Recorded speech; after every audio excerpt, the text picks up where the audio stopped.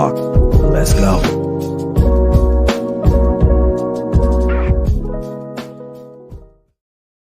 Good morning, everybody. How you guys doing? Wake up. It's me, your boy, Ryan Flowers, Clutch Sports Talking. This is NFL Sunday. Wake up with me, Ryan Flowers. It's week 7. We are back at it again. And of course, we have a wonderful show in store for you guys today. I'm going to talk about Aaron Rodgers and Davante Adams. They are reunited. And does it feel so good for them? We'll find out today. Also, some coaches that are on the hot seat. One of them is actually fighting for his life today. It looks like right now he should be able to get back on that plane and head back to Jacksonville. They're up right now, 22-10.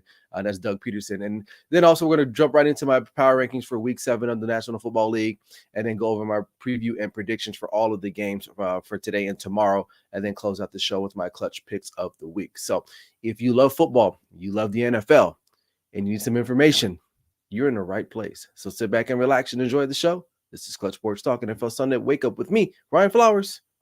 Let's go.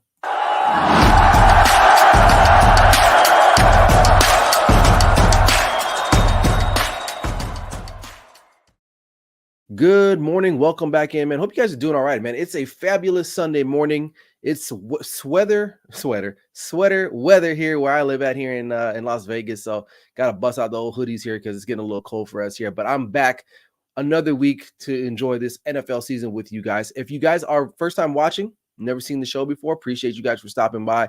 Make sure you drop a comment and like the content as you guys are watching. And also, most importantly, make sure you subscribe to the YouTube channel, man. Appreciate you guys. What kind of still want to build those numbers out, man. So we need your help to do so. Check me out. You guys see my social media platforms on the bottom as well. Check me out on the Grid Network as well. That's where I post my NFL matchups show midweek to get you guys locked and loaded for the upcoming week. So, all right, there you go. Little admin stuff out the way. Let's talk about the early trade this week that took place. Las Vegas Raiders sent Davante Adams to his homeboy, Aaron Rodgers. And I'm a little mixed on this because, and I'll just jump to it. I'll jump in by saying I thought it was kind of weak. He was already like there in New York. I mean, we all knew that there was a likelihood that's where he was going to go, and that miraculously he's going to probably play today. His hamstrings healed up, which we kind of knew that was BS anyway. And I hope it doesn't work out for them. I don't like shit like that. I really don't. I thought it was pretty weak by him. Listen, I get it. If you aren't happy in a situation, I understand, especially in sports, right? He committed to playing with the Raiders because Derek Carr was there. I get that. It didn't happen. Not for long, right? They shipped Derek Carr out. And I don't know, man. It was a lot of stuff going on with him. I mean, then you had Deshaun Jackson reporting that he was unhappy, and then he goes and says, "Oh, I never told him that." And it's like, come on, we all knew you weren't happy, right? So, and then to just kind of say, "I want to trade," like I'm from the old school. I'm a firm believer that when you make a commitment, you stick to it. Now, if you wanted to request a trade after the season, by all means, I'm okay with that, right? So, but to just quit on a team. I get it. The Raiders probably aren't going anywhere anytime soon, but to just quit on a team, I don't really appreciate that. So hopefully it works out for him. We'll see. But let's just talk about the dynamic of everything. So I mean, listen, this is all Aaron Rodgers influenced.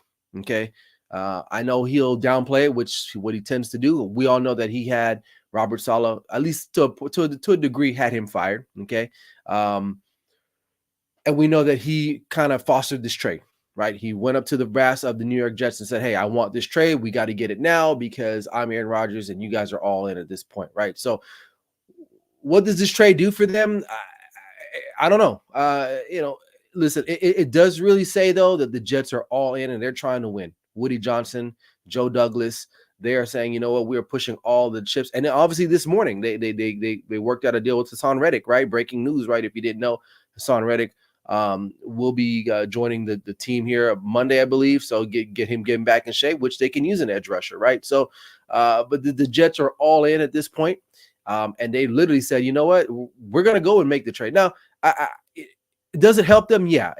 Davante Adams is still a pretty solid wide receiver, even though he is approaching 32. He does have top playmaking ability, which will help them. I mean, now if you're Garrett Wilson, though, I'm probably like, well, what the hell am I supposed to be now? So now he's got two. Aaron Rodgers has two guys now that he's familiar with, and Lazard and now Davante Adams, who Davante Adams will probably garner most of the targets now. I will say that. Garrett Wilson, he may be on the trade block come the end of the season, depending on how this all shakes out, because you can tell Aaron Rodgers really isn't excited, or he hasn't really been pleased with the play between him and Garrett Wilson. So Davante Adams in itself he's a whole new ecosystem, and Aaron Rodgers is definitely going to be a part of that. He's going to be throwing the ball a lot to Davante Adams, so I could definitely see that. And I think he's playing tonight. Correct me if I'm wrong. I don't know. I thought I read that he may be suiting up tonight. But there you have it. So when you look at the ownership, like I said before, their philosophy now is, well, they fired Robert Saleh because why? They thought that he wasn't coaching this team to their ability, right? So they fired him. They bring in Jeff Ulbrich. They lose last week. Offense was okay, right? Just a lot of mistakes. Nathaniel Hackett is not the play caller anymore, and then you go out and get Davante Adams. And that's huge. And that's huge because I think the connection between them is still going to be okay. But one thing I will say, and this is what I am very, very, very, very, very concerned about, is that I think the Jets think that Aaron Rodgers is Aaron Rodgers of 10 years ago, and he's not. And so I think they feel that if they bring in Davante Adams, it'll kind of maybe reignite what Aaron Rodgers maybe used to be or was once upon a time ago. And that's a huge concern because, again, you can't run from the fact that the guy, he's 40 years old, coming off an injury, and they still don't protect him well. He was getting smacked last week Sunday against the Bills, or Monday, last week Monday against the Bills. Okay, Davante Adams has nothing to do with the offensive line. Okay, so I think at this point they got to go all in. When you ever done something in life and it's wrong, but you just got to keep going because you've already invested so much into it. I think that's what the Jets have done at this point, honestly, and so they got to keep going because they've invested so much, right? I mean, they believe that Aaron Rodgers is the saving grace of this franchise, which for me, I don't know. I wouldn't have put a lot of stock in that to begin with. Now, if he was younger, maybe not have coming off an Achilles. Okay. Even before making the trade for him last year, I don't know. So he got a coach fired. He's pretty much running this organization right now, and they're all in. So we're just going to have to wait and see what happens with them. I know fans are excited. I know they feel like Davante Adams is probably going to come in and just automatically make them Super Bowl contenders. Now, could they still win the division? Absolutely.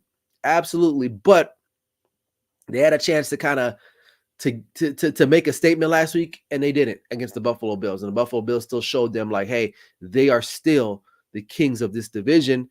And it's theirs to lose because we all know Miami ain't doing nothing right now, especially with Tua out.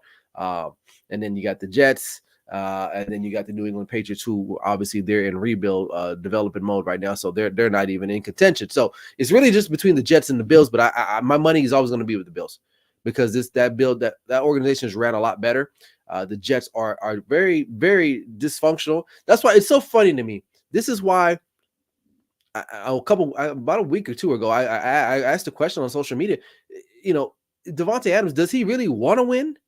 Right? Or he just wants to be comfortable, his last remaining top seasons in the National Football League. And he went from one team that's, below 500 to another team that's below 500. And the only difference is because the quarterback he's familiar with. So I don't know. I hope it doesn't work out for them because I don't like how it all went down at the end of the day. So again, if you sign a contract, you have a commitment, you fulfill that commitment to the best of your ability. And then after that, if you want to reconvene and say, hey, you know what?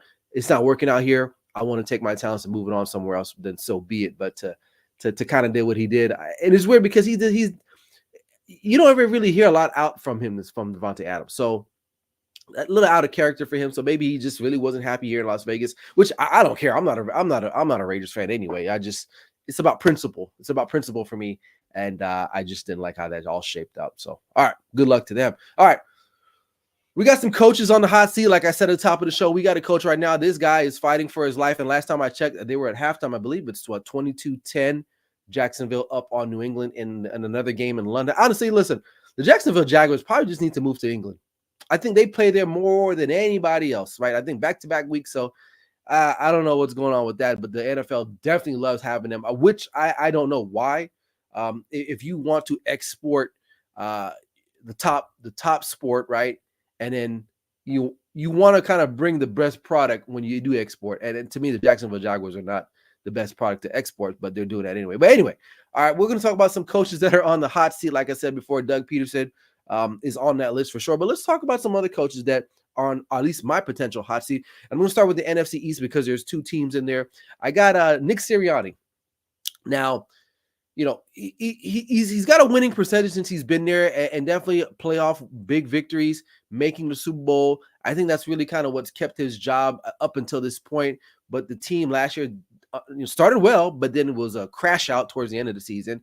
And then right now, they're still kind of in the middle of a fight of who they are.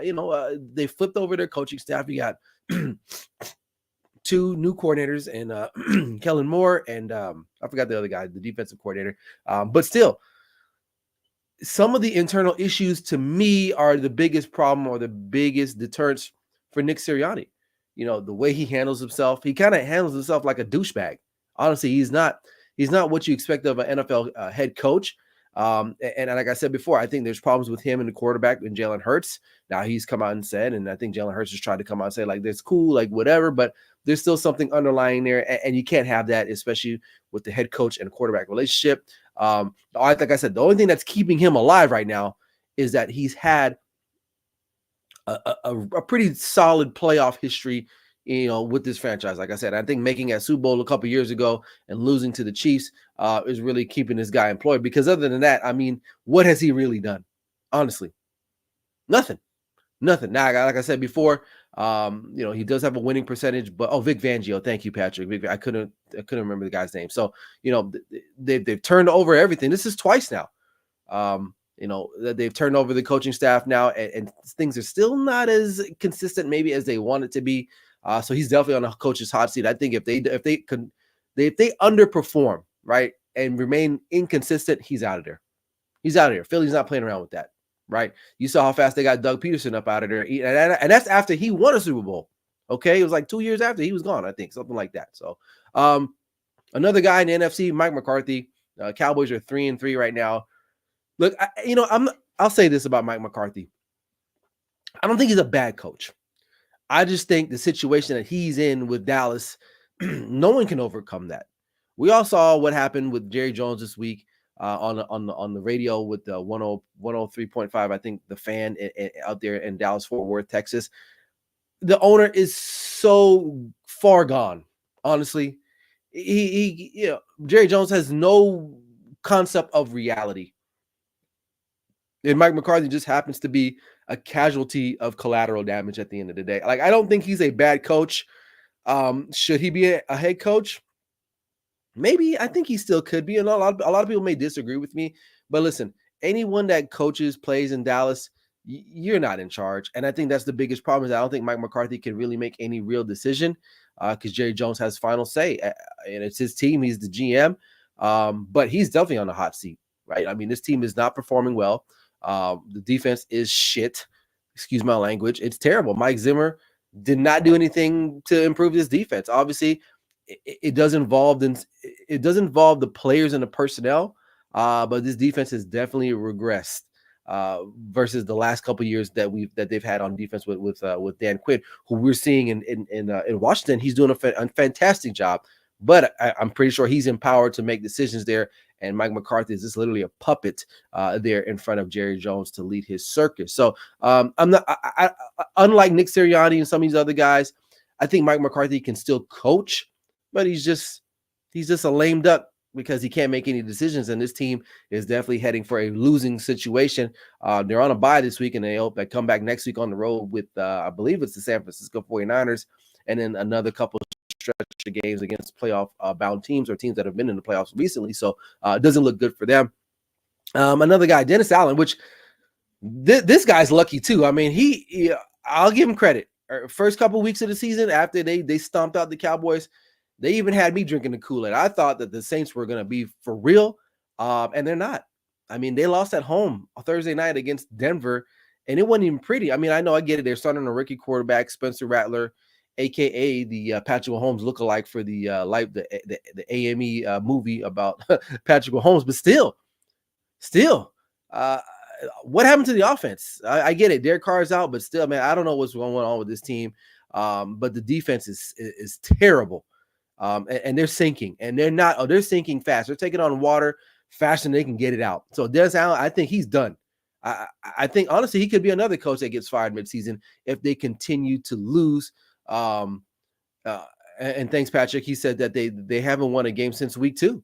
That's 5 straight losses after starting off 2-0, being high. Granted, you did play two sorry ass teams in Carolina and Dallas. So maybe, and I think to be fair, I don't think a lot of us thought Dallas was going to be as bad in week 2. Right now, we know the Cowboys suck. Straight up, they suck. They're ass.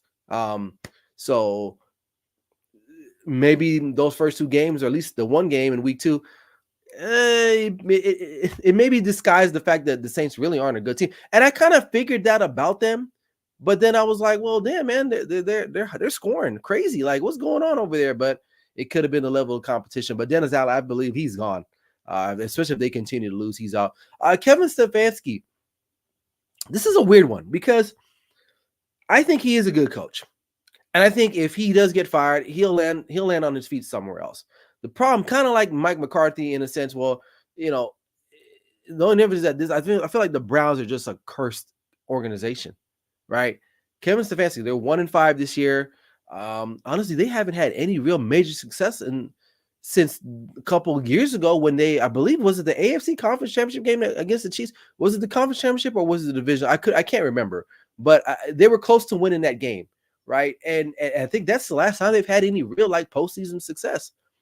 And then you bring on Deshaun Watson, who that hadn't worked out at all, which I think a lot of us knew. Me personally, I didn't think it was going to work out. I never thought Deshaun Watson was that great to begin with, honestly. But I guess I was the minority. I didn't think he was better than Dak Prescott when they were both in Texas at the same time. But I think Kevin Stefanski will get a job. I think at the end of the day, he's just going to be the scapegoat for this particular organization because you can't just let go all the players.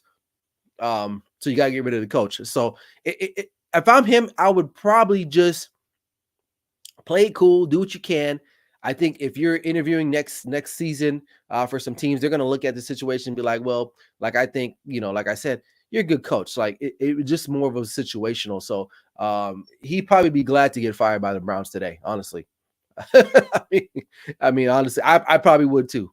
I would love to be fired by the Browns because that's not anywhere you want to be. And he tried because for years, right, we sat here and we watched them and we said, you know what, man, the Browns have so much talent. If you look on paper, they have some of the best talent in all of the league, but for some reason, they just can't not get out from themselves. They just can't. And Patrick has a comment here. He says, Kevin Stefanski has been dealt the Deshaun Watson deck of cards. It's the Browns' curse of failed expectations. They should sell and tear it down. Yeah, I agree. And shout out to Patrick for being in the comment section, man. So, yeah, I agree. So he's one of these coaches that I feel like he'll get fired, right? But it ain't really all his fault. And I think he'll be able to bounce back later on because there's going to be some jobs open. You're going to have New Orleans going to be open, of course, maybe Dallas, but I don't think I want to go to Dallas either because you're not even really the head coach. You're like a proxy coach. You're just there because Jerry really can't come down from his booth and coach. So, I mean, honestly, but there'll be some jobs there maybe, right? So, all right, and then the final guy, Doug Peterson, who I think he will avoid being fired today if they hold on to this win. I think they're back from halftime now. But listen, it really ain't worked out for him either. He was supposed to be this quarterback whisperer, and I feel like Trevor Lawrence has gotten worse since he's been there. And granted, Trevor Lawrence has been through a lot, man. He had Urban Meyer and Doug Peterson, and the Jags, to me, kind of, I wouldn't say they're as dysfunctional, but they're kind of up there too. They're maybe not in the public eye like that, but they got some issues there, and their owner is very impatient. This guy, he's quick to make decisions, whether you love it or like it or hate it. But I think Doug Peterson knows that this is it for him, and this might be it for him in the National Football League as far as a head coach is concerned, because it really hasn't looked good. It really hasn't looked good. So they're 1-5 right now. They'll probably improve to 2-5 after today's win over the New England Patriots. Excuse me, I got allergies. But not much I can say about this. I mean, they've struggled offensively, defensively. Nothing has gone right for this team. And they got talent, and they're like the Browns too. It's like they got talent, they got guys, they got Travis Etienne. I don't know whatever happened to him. Like he's in the doghouse there now. Tank Bigsby is playing his behind off. The rookie wide receiver they drafted out of LSU, Brian Thompson, like Thomas or Tom, whatever his name is. He's a baller. So they maybe Kevin Stefanski goes down there. I don't know, right? But so Doug Peterson definitely on the hot seat. His seat is probably hotter than all of these other guys out there. But we'll have to wait and see. All right, Ben, what's up, Ben? Good morning, sir. He says, yeah, Peterson and Sirianni will be gone end of the year. Oh yeah, for sure. I don't think those guys survive unless somehow, some way the Eagles get into the playoffs, go on a run. I think they could maybe justify it. But I mean, personally, I just don't think the guy. He's a douchebag. He looks like a prick. So I'm not with that. So all right, let's go over some power rankings here for week 7 as we keep rolling along here. Some changes there, not too many, but just some there. I still got Minnesota, still a number 1. They got a big matchup today. We'll talk about that later on against the Lions. And this, listen, they got one thing they're going to have to do though. They're going to have to address some of these turnovers that they're making on offense and some of the special team mistakes, especially today when you're playing against a top caliber team in the NFC in the Lions. So, but I still got them at number 1. The Chiefs they're still undefeated. Got a big matchup today against San Francisco. We'll talk about that. But they just keep winning. Even without like very impactful players, they still find a way. Because why? You got Patrick Mahomes back there. So I really like them. And then number 3, I got the Lions 4-1. Basically they put to bed that especially today, if they go out and win today, they're gonna literally say we're the best team in the NFC and maybe in all of the NFL, right? So but I got them at number 3. However, though, that Aiden Hutchinson injury is going to be a problem for them. It definitely is. They don't. I mean, I believe he has half of their sacks already and pressures, and you just don't replace that overnight. Now, I know there's talks about them maybe going out and getting a trade. Max Crosby, I don't know. I don't think the Raiders are willing to do that, but he's going to be missed for sure. Now, does that affect the defense? Possibly. And do I think they're good enough? Yeah, I think they're still good enough without him. But not having an elite, not just a guy that rushes the quarterback, but an elite pass rusher in a league that's driven by quarterback play. And I think they're going to miss him for sure. So all right. I got the Texans at number 5. They got a big matchup too against the Green Bay Packers today. That's going to be one I'm going to keep my eye on as much as possible. Last week, I mean, listen, they played the Patriots. I think we all expect them to win. The Patriots are a JV football team at this point, at best, and that's not even like a slander to them, but it is what it is. They just are, right? They are devoid of talent. Hopefully, Jake May will stay alive at the end of the year because the kid I think does have some talent, but if you're, running for your life every play, it really doesn't matter. But I think the defense is really the key cog for this team. They get after the quarterback better than anyone, or at least one of the teams that get after the quarterback better than anybody. So, and I think CJ Stroud is so cool, man, especially in pressure-packed games, especially down, late in the games, down the stretch. He's one of those quarterbacks you want that's cool, calm, and collected. So I really like him there. So I got the Texans coming in at number 4. Got the Ravens coming at number 5 there. Listen, Ravens are steadily rising. I believe they found their offensive identity between Lamar Jackson and Derrick Henry, which we figured they were going to do that. Derrick Henry still looking strong, right? I just hope that he doesn't get hit by the injury bug because of his age and the way he runs the ball. But if he stays healthy the rest of the year, look out. Now, one thing I will say about this defense is that for the Ravens, it's not as dominant as it used to be. Like, it's still good. Don't get me wrong. It's not trash, but it's not as definitely good as it once was before. So that may be something that you want to look at, especially later on in the year. Teams can get after it on them at some point. So if they're playing a high powered offense, there may be some opportunities there, but still one of the better teams in the NFL. So all right. Let's see here. We got the Bills. The Bills, to me, they're just doing what they can do, man. Like, honestly, I think adding Amari Cooper was a huge get for them, right? Literally for nothing. honestly, when you think about the grand scheme of things, like a lot of people, including myself, say, oh, maybe they should make a run for Davante Adams. But like Davante Adams didn't really want to go there. He's not trying to win, right? So go and get somebody else. Amari Cooper can still play in this league, right? And he's definitely an upgrade in wide receiver than what they have now currently, for sure. So big move for them. I think that's only going to help them out. And their defense is playing pretty well, honestly. I like what they got back there. Taylor Rapp has been balling out. Do I think they have enough talent to win it all? I don't think so. I don't think they have enough dynamic players other than Josh Allen. But he will keep them in games. He will keep them in games, right? I know they got blown out by Baltimore. I think that, that was just one of them days. Obviously, that happens. I think they play again, it'll be closer, right? For sure. So, but adding Amari Cooper definitely bolster their offensive output, and I think we should expect to see that kind of turn into fruition rather quickly. All right, we got Packers coming in at number 7.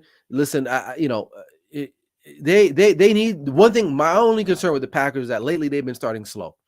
If they could get off the ground quicker, they'll be dangerous, because Jordan Love is improving each and every week. He's distributing the ball, to a bunch of wide receivers. If you have any of the Packers wide receivers on fantasy football, you're like, who the hell do I need to start? Because he finds everybody, and then they got the tight end and Taylor Kraft. Like, offensively, they can keep up with anybody, right? So I just want them to kind of take it a little bit more serious the first couple, minutes of the game. Don't get down, really jump on these teams when they have the opportunity, and especially when you're at home. And like today, they have a really great opportunity today to make a statement against the Texans. So I got them at number 7.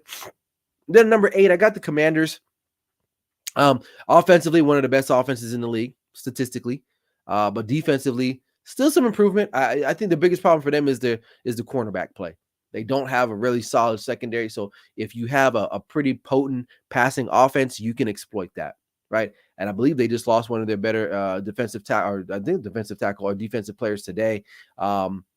It was Jonathan Allen. I believe he's out for the rest of the year. So that's going to hamper them a little bit too. So, but it's still one of the better teams in the National Football League. And number 9, I got the Buccaneers. Buccaneers to me could be, when you look at the Buccaneers, right? Just offensively, Mike Evans, Chris Godwin, Baker Mayfield is balling this year, right? Bucky Irving. If this Sean Tucker kid starts to play well, right? Offensively, man, like on paper, they're dangerous. They're dangerous. But they struggle sometimes, though. I will say this. Last week they struggled against the Saints a little bit to get it going. Now they did pull it off, right? But I really do like this team. Honestly, I feel like they should be higher than what they are. But they let some games go by, like the Falcons game. I know there was like a very questionable call by the refereeing in that game where they lost. I believe was it a Monday night or a Thursday? I forgot what it was. Might have been a Thursday night. But this team definitely has the roster to compete with a lot of the better teams. Look, they beat Detroit this year in Detroit. Like, they can do it. So I think they match up well with anybody. So I would expect them to continue to climb because the last couple of weeks they've been in this little 8 or 9 spot for me. I think they're better than some of these teams, but they got to prove it to me on the field. But I do like this team. And then rounding out the top 10, I got the Atlanta Falcons. Oh yeah, sorry about that, Ben. He said thanks for the reminder. Yeah, sorry about that. Yeah, it was Thursday night. But listen, I think the Falcons, Kirk Cousins is getting real comfortable in this offense. And it's showing. I mean, he's moving that ball. I know a lot of people give Kirk Cousins a lot of crap, but at the end of the day, this guy, he could play.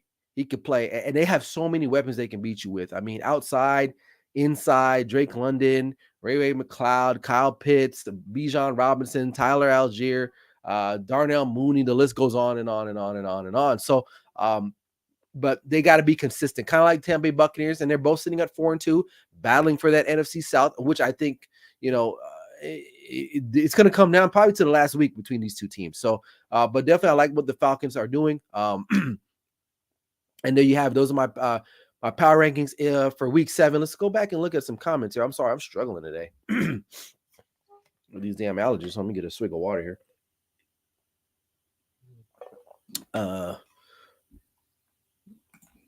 Patrick starts with if I'm Detroit, trade for Mad Max, Dark Horse, Myles Garrett.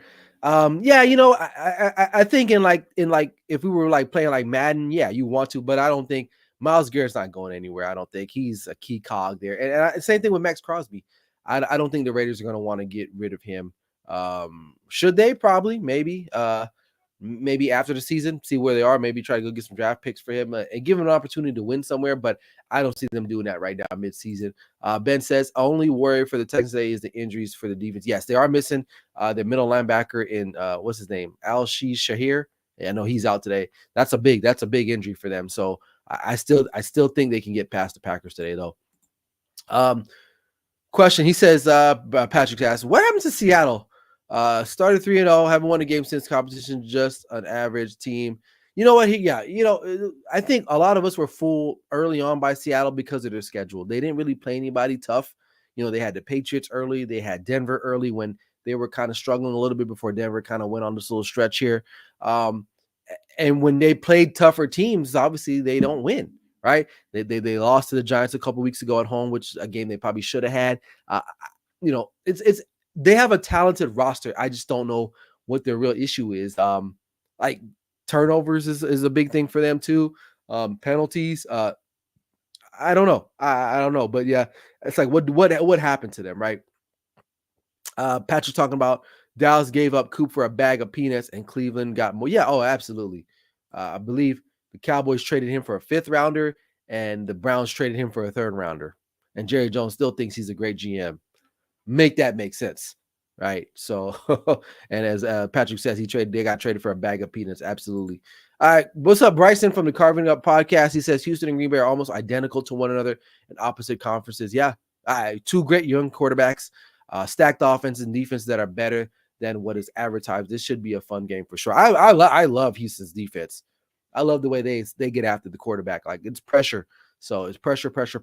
So I really enjoy watching them play. Ben says Geno Smith is keeping Seattle from being a better, and that's an interesting point because when you look at Geno statistically, like I believe he's up there in passing yards, right? And I know numbers can be deceiving, right? I don't, but he might be. I think he doesn't make the right plays when he needs to make them at the end of the day. Like he'll have a play here or there, but when they need to have the big play, he don't give it to him. So, but I do think Seattle is a little bit too pass heavy for me, for my liking. I think they got to be able to run the football. And when they do, I think they'll be a little bit more successful because when you're airing it out like 30, 40 times a game, man, like, you're getting 3 and outs. Your defense is on the field more often than not. Like, so, you slow down the game a little bit. Incomplete passes, like you got to be able to run the football. And that's not something that they've been wanting to do. I don't know if it's because they can't or they just refuse not to. Patrick says, I've been right by about CJ Stroud. Young man is a leader and doesn't. Yeah. Oh, absolutely. Ben says Kenneth Walker is questionable. Yeah. And that's another thing. Kenneth Walker, when he is there, he's talented, but the guy's always hurt. And then Zach Charbonnet, he's okay. Like, he's not anybody like, oh my God, like we got a game plan for him. So I don't know.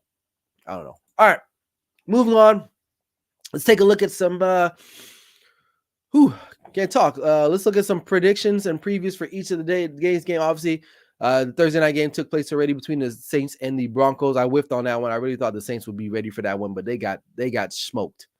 And I'm being nice.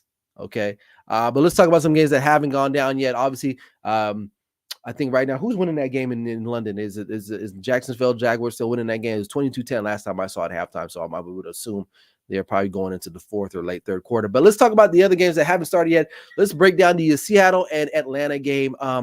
Listen, we just talked about Seattle, right? This is an opportunity for them again to maybe prove the doubters wrong, right? That they are a good, legitimate football team, but they got to do it in Atlanta. And Atlanta is pretty tough to play at home. Like I said before, Kirk Cousins is finding his groove there in Atlanta with the talent that he has around him. I think it's going to prove too much for Seattle in the end. However, I will say this. Their coach, defensive guy, McDaniel, knows how to get after the quarterback. So hopefully he can scheme up some pressure. He did that a lot when he was in Baltimore last year. Maybe he'll look to do so again here today in Atlanta. But however, I like the Atlanta Falcons to win this game. I think they're just going to outlast Seattle in the end. I think could be a shootout, but I just think Atlanta has just too many horses in the end to get the job done. We got Cleveland Browns taking on the Cincinnati Bengals. Cincinnati Bengals still in must-win mode, right? If they have any chance of trying to get back in this playoff hunt, because I don't think they're going to win the division, right? The Steelers and the Ravens are going to be way out in front unless something happens dramatically for them. But not all hope is lost, right? But they still got to win. They still got to win to get back in the race. And today is a good day to do that against the Browns. Browns shipped off Amari Cooper.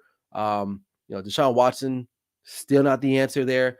At some point, the Browns probably going to have to play Jameis Winston, but I don't think they will because the owners. I think the coaching staff would like to play Jameis Winston, but I think the ownership says, well, we paid a lot of money for this guy, and we're not going to bench him unless it's like week 12, week 13, and it's just they're totally out of it, which they are totally out of it now. They're 1-5, so I like the Bengals to win. I think Joe Burrow has been playing a lot better since he's got his guys back in T. Higgins and Jamar Chase. Defense could be had a little bit, right? But overall, I think they're the better team, so I like the Bengals to win this game. We got, and I'm gonna bounce up top. I'm gonna go back up top and look at the Tennessee Titans and the Buffalo Bills. Mason Rudolph gets to start. Will Levis is out. I didn't even know Will Levis was hurt. I honestly, maybe I wasn't reading the news correctly, but was that like a shocker to me, or was it just a matter of fact that they think that Will Levis just sucks ass? And they said, you know what, we're better off with Mason Rudolph, which they are. I think they definitely are more certainly better off with Mason Rudolph at the helm. Now, is he much better? Yeah, maybe. Maybe he won't turn the ball over as much. But I'm not going to even break down what the Bills need to do because we all know the Bills should just go out and win this game. You're at home. You got Amari Cooper. You're playing the Tennessee Titans, win the game. So I got the Bills there. And a big one, you got the Texans against the Green Bay Packers. Like my boy Bryson from Carving Up Podcast says, these are two identical teams, just in different conferences, two young quarterbacks, two really good coaches, one from an offensive side of things and Matt LaFleur, and then you have D'Amico Ryan's, who's a defensive coach, really got his defense playing really well. My problem with Green Bay, again, like I said before, is slow starts, and I think they'll continue that trend today. I think the Houston Texans will get up on them quickly, and once they figured out that they can sit back and send that pass rush, whoa, look out. I think it's going to be a high-scoring game, but I think in the end, C.J. Stroud is going to have that ball to win the game, and I like him over Jordan Love at this point, so I'm going to go with the Texans to win that game. All right, bounce back over. We got Miami Dolphins taking on the Indianapolis Colts. Sad news. Anthony Richardson is going to get the start. I talked about this a couple weeks ago. I'm like, I get it. They spent a draft pick on this guy. He's young, but the guy doesn't play a lot. And let's see if he finishes this game, right? So I'm not impressed with what I've seen so far by Anthony Richardson. I think this team is better served if they continue to play Joe Flacco. But I get it. It's a business decision. You spend a lot of money. You invested in a high draft pick in getting Anthony Richardson, so you got to play the guy. I get it. But honestly, me personally, Joe Flacco should be the guy. Now, they're playing a struggling Miami Dolphins team without Tua. Again, McDaniels for this club has not done anything to help his team win at all. Like, they haven't changed their philosophy whatsoever. I don't even know who the quarterback is from. I think it's Huntley again, I think. And it's sad because the Dolphins definitely have talent offensive. We all knew that, but it's just being wasted. So regardless of the quarterback starting, I think the Colts are still the better team. We'll see how long Anthony Richardson will play and stay in the game.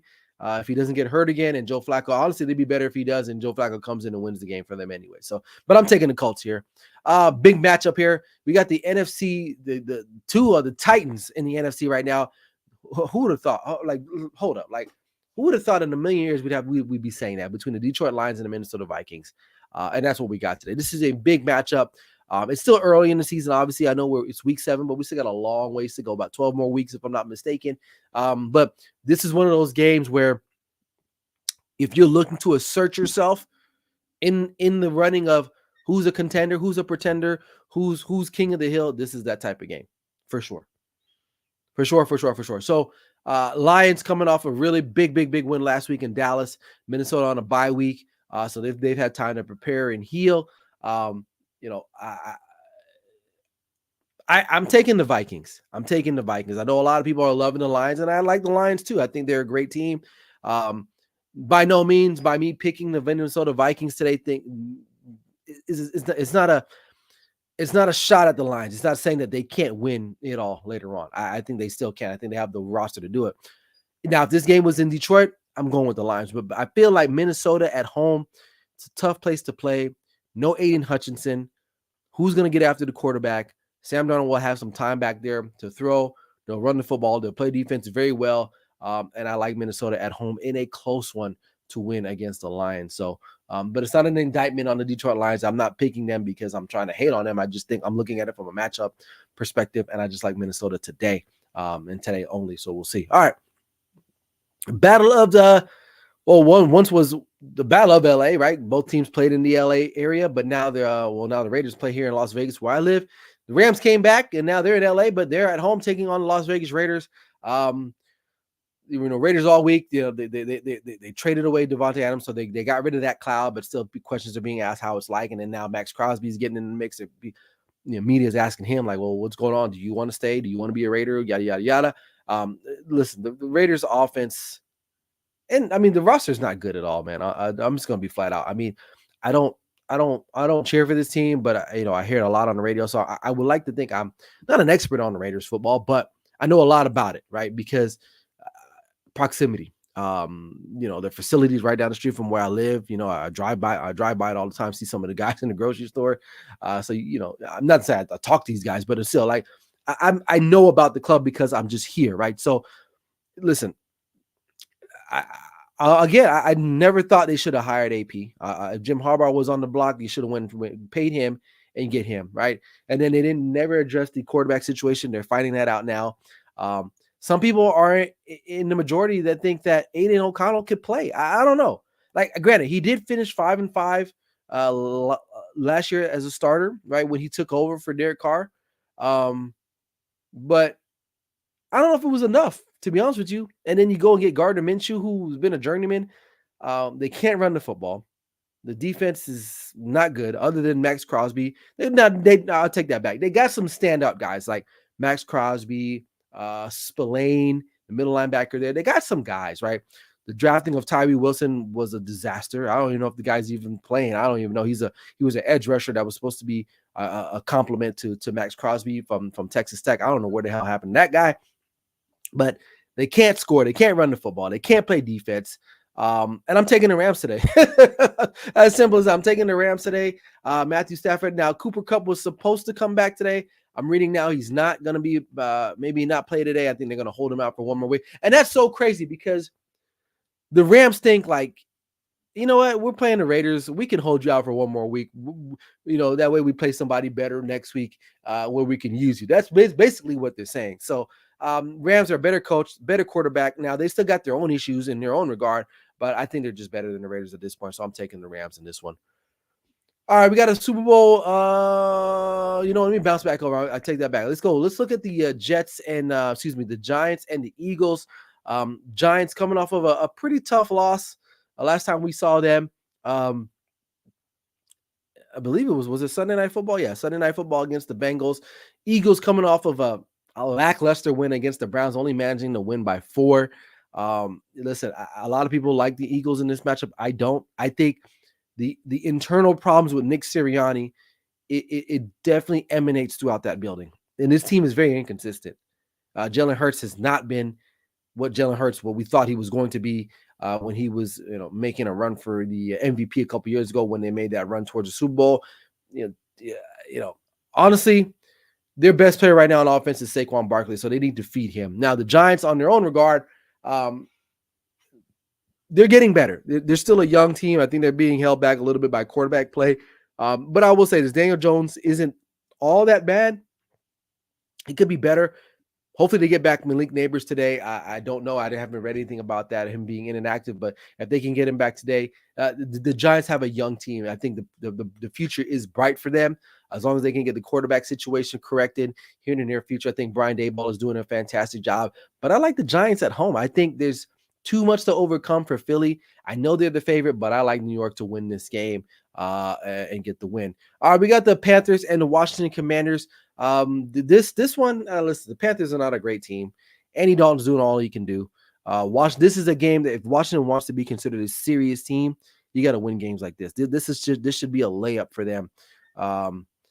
Neighbors is set to play. Thanks, Patrick. But back to this game, you got to win this game. Jaden Daniels, arguably playing at an MVP level, rookie of the year for sure, at a minimum, right? I had this clown in my comments a couple weeks ago when I posed the question: Should Jalen Daniels be considered an MVP candidate? He's like, oh, it's all hyperbole and it's young. Like, listen, dude, are you blind? Like, have you seen what the kid's been doing? So I reposted a comment and I didn't hear nothing from the dickhead. So, this is what I'm saying. When you come at me correct, because if not, if you miss, I'm coming for your throat. And I know I have a lot of takes. Some of them hit, some of them don't. That's just the business that we're in. But, I don't really go into other people's comments making remarks about anyone like not being of value, whatever. A take is a take. Like, it is what it is. So, but Jaden Daniels, sorry, I had to get on my soapbox there, but it is what it is. Anybody's watched this kid play the first couple of weeks of the season, he's showing that he's playing at an MVP level. Will he win it? No, but it's a take. So, he's definitely offensive rookie. I know a lot of people are talking about the Bears now with Caleb Williams, but listen, Jaden Daniels from day one has been pretty much balling out. Caleb Williams starts trying to figure it out. And if he continues that trajectory, maybe so. We'll see. But Washington will win this game. All right, we got a big matchup. This is a rematch of Super Bowl 58, Kansas City Chiefs versus the San Francisco 49ers. Obviously, we all know what's going on with the Chiefs. A lot of injuries. But one thing that remains is the quarterback and the head coach and Patrick Mahomes and Andy Reid. San Francisco 49ers, suffering with their own injuries as well. I don't know the status of Jordan Mason yet. Obviously, Christian McCaffrey is still out. No timetable when he'll return. But they are playing at home in front of their San Francisco faithful. I don't care. I'm not picking against Patrick Mahomes. I'm taking the Chiefs to win this game in a close one, but I'm not picking against him.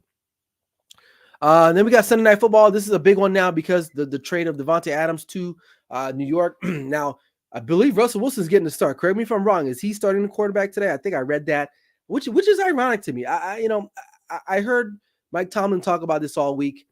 Basically, he's saying, it has nothing to do with Justin Fields. It just has more to do with, they want to see what Russell Wilson can do when healthy, right? And I think they wanted Russell Wilson to start early on in the year, but because he was unavailable, and Justin Fields kind of came in and kind of held serve. Listen, they've won they've won 4 games this year. No slight to him, but I will say this: the way they're winning, the way they're playing, it's not sustainable. You have to be able to have consistent offensive production, and the Steelers don't.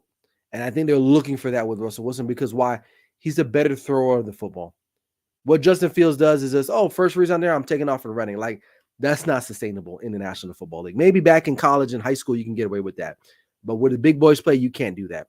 And that's what they've been able to do, So when they're probably realizing, if we're going to make a run at this, winning games, but if we legitimately want to be one of those teams standing there in the end, we're going to have to be able to throw the ball down the field. And they got talent. I mean, George Pickens, for as a mental case as he is, the guy can play. Okay. So they got to be able to get him the ball at some point. So, but anyway, back to this matchup. Look, Jets defense didn't look as good last week as I thought it should have been, right? Even in the loss, offense was better.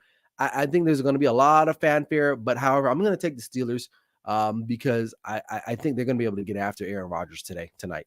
They can't protect the guy. Tyron Smith is a shell of himself, which we kind of knew that already. I mean, listen, he's going to miss some time anyway at some point, right? And he really isn't the same Tyron Smith that he once was in Dallas. So I like the Steelers in this matchup. I think TJ Watt's going to have a field out there. All right, Monday Night Football. 2 games, Baltimore Ravens and Tampa Bay Buccaneers. This is a big matchup. I talked about before, the Tampa Bay Buccaneers want to be considered one of the better teams. This is your moment. It's prime time, one of the prime time games against one of the top teams in the AFC and in the NFL.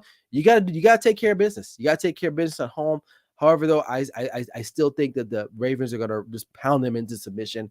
Although it's going to be a shootout, though. I think I can definitely foresee these teams going back and forth. But ultimately, I think, Lamar Jackson is going to take over the game and Derrick Henry is just going to close them out. So sorry, Ben, if you're still watching. I do love your team. I do love Tampa Bay, but I just don't think the matchup bodes well for them. So I'm going to go with the Ravens in this one. And then for the final game of the week, we got another Monday night game in the LA Chargers on the road heading to the desert to take on the Arizona Cardinals. The Cardinals, what can I say about the Cardinals? So, I mean, fun team to watch. They're at home, but I like the Chargers. I really do like the Chargers. I think they're going to be able to come in there, run the football, do what they need to do. Jim Harbaugh, is going to do his thing there. But, the Cardinals are, to me, just an exciting team to watch.